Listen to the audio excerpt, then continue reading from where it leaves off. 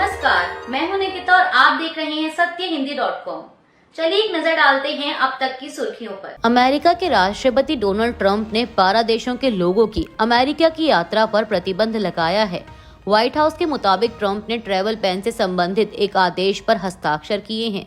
इन देशों में Afghanistan, Myanmar, Chad, Republic of Congo, Equatorial Guinea, Eritrea, Haiti, Iran, Libya, Somalia, Sudan और Yemen शामिल हैं। इसके अलावा 7 और देश हैं जिनके नागरिकों पर आंशिक ट्रैवल बैन लगाए गए हैं, जिनमें Burundi, Cuba, Laos, Sierra Leone, Togo, Turkmenistan और वेनेजुएला शामिल हैं।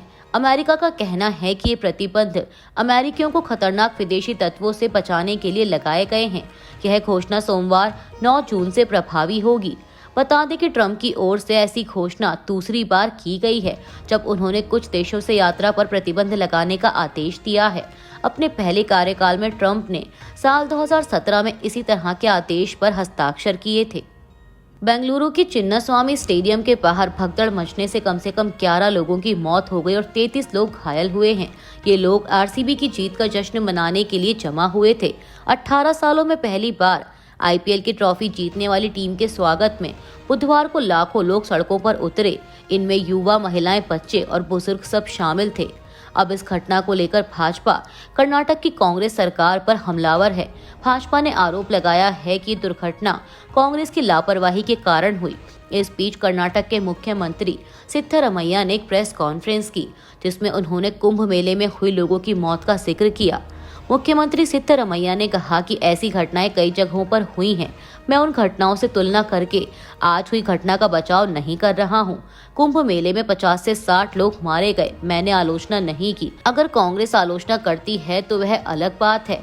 क्या मैंने या कर्नाटक सरकार ने आलोचना की थी? बेंगलुरु के चिन्नास्वामी स्टेडियम के बाहर बुधवार को हुई भगदड़ की घटना के बाद कर्नाटक में विपक्ष लगातार राज्य सरकार पर लापरवाही का आरोप लगा रहा है। कर्नाटक के पूर्व मुख्यमंत्री और भाजपा के सांसद बसवराज बोम्मई ने पत्रकारों से बात करते हुए इस हादसे की जांच कराने की मांग की है। उन्होंने कहा कि यह बहुत दुर्भाग्यपूर्ण घटना है।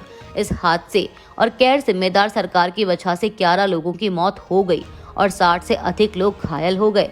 कर्नाटक में मौजूदा सरकार को अहंकारी बताते हुए बोम्मई ने कहा कि इनमें कोई मानवता नहीं है। हम मांग करते हैं कि इस घटना की जांच किसी हाईकोर्ट के मौजूदा जज से कराई जाए, जिसमें इस घटना की योजना बनाने और इसकी अनुमति देने वालों से पूछताछ की जानी चाहिए। वहीं कर्नाटक के उप मुख्यमंत्री डीके शिव कुमार ने भाजपा पर इस हादसे को लेकर राजनीति करने का आरोप लगाया है। उन्होंने कहा कि ऐसा नहीं होना चाहिए था और हमें इतनी बड़ी भीड़ की उम्मीद नहीं थी। स्टेडियम की क्षमता 35,000 है, लेकिन वहां 3 लाख से अधिक लोग थे। उप मुख्यमंत्री ने कहा कि हम इस घटना के लिए माफी मांगते हैं, लेकिन फिर भी हम तथ्य जानना चाहते हैं। चिन्नास्वामी स्टेडियम के बाहर हुई भगदड़ की घटना पर विराट कोहली की प्रतिक्रिया आई है। विराट कोहली ने बेंगलुरु में भगदड़ के बाद आए आरसीबी टीम के आधिकारिक बयान को शेयर करते हुए लिखा कि मैं पूरी तरह से टूट गया हूँ। मेरे पास कहने को शब्द नहीं है। आरसीबी ने बेंगलुरु में मची भगदड़ में 11 लोगों की मौत के बाद एक स्टेटमेंट जारी कर इस पर शोक जताया। उन्होंने अपने बयान में लिखा कि हम मीडिया रिपोर्ट्स के जरिए सामने आई दुर्भाग्यपूर्ण घटनाओं से बेहद दुखी हैं। सभी की सुरक्षा और सेहत हमारे लिए सबसे अधिक महत्वपूर्ण है। आरसीबी जान माल के नुकसान पर शोक व्यक्त करती है और प्रभावित परिवारों के प्रति अपनी संवेदना व्यक्त करती है। स्थिति से अवगत होने के तुरंत बाद हमने अपने कार्यक्रम में संशोधन किया और स्थानीय प्रशासन के मार्गदर्शन और सलाह का पालन किया। हम अपने सभी समर्थकों से आग्रह करते हैं कि कृपया सुरक्षित रहें। वॉशिंगटन डीसी पहुंचे कांग्रेस सांसद शशि थरूर ने अमेरिकी राष्ट्रपति ट्रंप द्वारा भारत और पाकिस्तान के बीच मध्यस्थता कराने के सवाल पर जवाब देते हुए कहा कि अमेरिकी राष्ट्रपति के प्रति हमारे मन में बहुत सम्मान है। हम अपने लिए बस इतना ही कह सकते हैं कि हमने कभी किसी से मध्यस्थता करने के लिए नहीं कहा। उन्होंने आगे पाकिस्तान से बात करने के सवाल पर कहा कि हम लोगों से अक्सर यह सुनते हैं कि आप पाकिस्तान से बात क्यों नहीं करते। हम किससे बात करें? हम जिन लोगों से बात करते हैं वे या तो उन तत्वों को नियंत्रित करने में असमर्थ हैं या अनिच्छुक हैं जो हमें नुकसान पहुंचा रहे हैं। यदि आप एक नागरिक सरकार से बात कर रहे हैं और नागरिक सरकार को यह भी नहीं पता है कि सेना हमें मारने के लिए सीमा पार आतंकवादियों को भेज रही है, तो हम किससे बात करें? हमें बात क्यों करनी चाहिए? उत्तर प्रदेश के जिला बिजनौर में एक शिक्षिका को विद्यालय का नाम उर्दू में लिखने पर निलंबित कर दिया गया है। बीएसए बिजनौर ने नजीबाबाद ब्लॉक की नगर पंचायत सहारनपुर के प्राइमरी स्कूल द्वितीय पर यह कार्रवाई की। हालांकि जांच में यह बात सामने आई कि विद्यालय में जिन 2 जगह उर्दू से लिखा नाम दिखाई दे रहा है वो पुराना था और वर्तमान में वहां ऐसा कुछ नहीं है। इस बात की पुष्टि जांच करने गए नजीबाबाद के खंड शिक्षा अधिकारी राजमोहन ने मीडिया से की। उन्होंने कहा कि पीएसए बिजनौर की तरफ से मुख्य अध्यापिका रफत खान को निलंबित कर दिया गया है। उन्होंने बताया कि नजीबाबाद के सहारनपुर नगर पंचायत के अंतर्गत प्राथमिक विद्यालय प्रथम और द्वितीय आते हैं।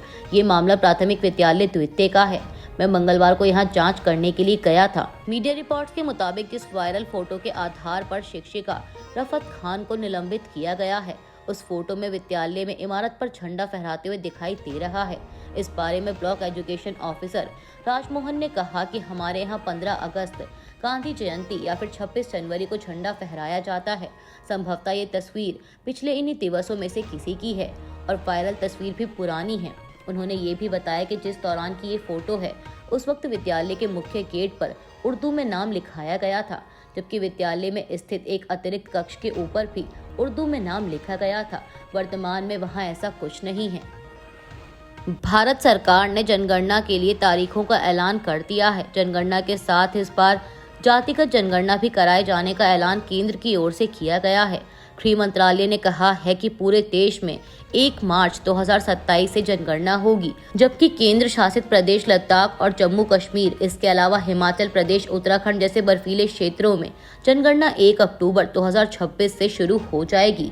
गृह मंत्रालय ने बताया है कि जनगणना अधिनियम 1948 की धारा 3 के तहत 16 जून 2025 को जनगणना की अधिसूचना आधिकारिक राजपत्र में जारी कर दी जाएगी। बता दें कि सरकार ने अप्रैल के आखिरी हफ्ते में ये ऐलान किया था कि इस बार जनगणना में जातिगत जनगणना भी शामिल होगी। 1931 के बाद से अब तक भारत में जातिगत जनगणना नहीं हुई है। हालांकि 1951 से दलितों और जनजातियों की गणना होने लगी थी। अमेरिका के राष्ट्रपति डोनाल्ड ट्रंप ने रूसी राष्ट्रपति व्लादिमीर पुतिन से बातचीत के बाद यूक्रेन को चेतावनी दी है। उनका कहना है कि पुतिन ने उनसे कहा कि उन्हें रूसी एयरबेसों पर यूक्रेन के बड़े ड्रोन हमले का जवाब देना होगा। पुतिन से फोन पर हुई बातचीत के बाद ट्रंप ने कहा कि राष्ट्रपति पुतिन ने बहुत दृढ़ता से कहा है कि उन्हें हवाई अड्डों पर हाल ही में हुए यूक्रेन के हमले का जवाब देना होगा। वहीं रूसी अधिकारियों ने बुधवार रात इसकी पुष्टि करने से इनकार कर दिया, लेकिन रूस ने पहले कहा था कि उसकी प्रतिक्रिया के लिए सैन्य विकल्प पर चर्चा की जा रही है। ट्रंप ने सोशल मीडिया पर एक पोस्ट में कहा कि 1 घंटे से अधिक समय तक चली है फोन कॉल रूस और यूक्रेन के बीच तत्काल शांति नहीं लाएगी। अभी के लिए बस इतना ही। बाकी की खबरों के लिए बने रहिए सत्यहिंदी.com के साथ।